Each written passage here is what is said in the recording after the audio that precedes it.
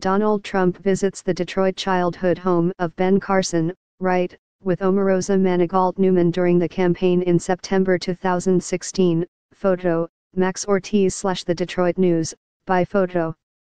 Not many in the black community will be losing sleep over the announcement last week that Omarosa Manigault Newman will exit the White House in January as the highest-ranking African American.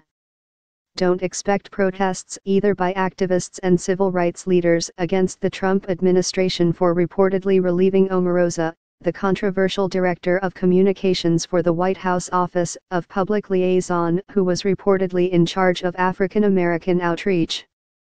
That is because Omarosa, as a black gatekeeper, did not deliver as the person Trump needed to seek advice from regarding his engagement with blacks. There is little to show that her time in the White House led to significant initiatives or groundbreaking developments that would help advance the interest of the black community.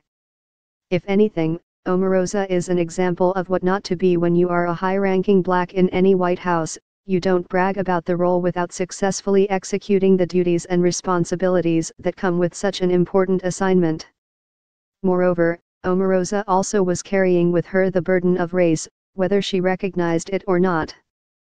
With her in the White House, it was an expectation of many in the black community that the administration would have better handled the response to the white nationalists' protest at the University of Virginia in Charlottesville.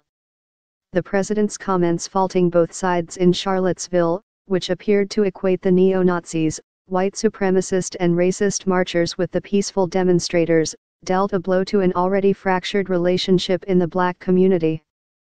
The president's remarks were perceived as a reluctance on his part to single out the white nationalists for condemnation. As the only black in Trump's inner orbit, many wondered what kind of influence Omarosa commanded as Charlottesville unraveled before the nation. We have no idea of what she actually did. Maybe she will tell us someday in a book. Still, the White House's disturbing response to Charlottesville was an important marker and a defining moment that should have warranted any conscientious black Trump insider to either resign in protest or in principle. In a recent interview with ABC's Nightline, Omarosa offered this about her soon-to-be former boss. Donald Trump is racial, but he is not a racist. The things that he says, the types of pushback that he gives, involve people of color. These are racial exchanges. Yes, I will acknowledge many of the exchanges, particularly in the last 6 months, have been racially charged. Do we then just stop and label him as a racist? No, Omarosa said. Her comments offer insight into the mind of the black woman who could have reset the relationship between Trump and the black community after the bruising 2016 presidential campaign.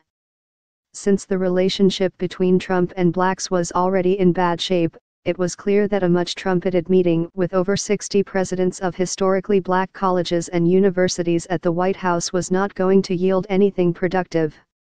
The meeting, billed as a discussion around Trump's executive order on HBCUs, which basically moved the initiative for those universities from the U.S.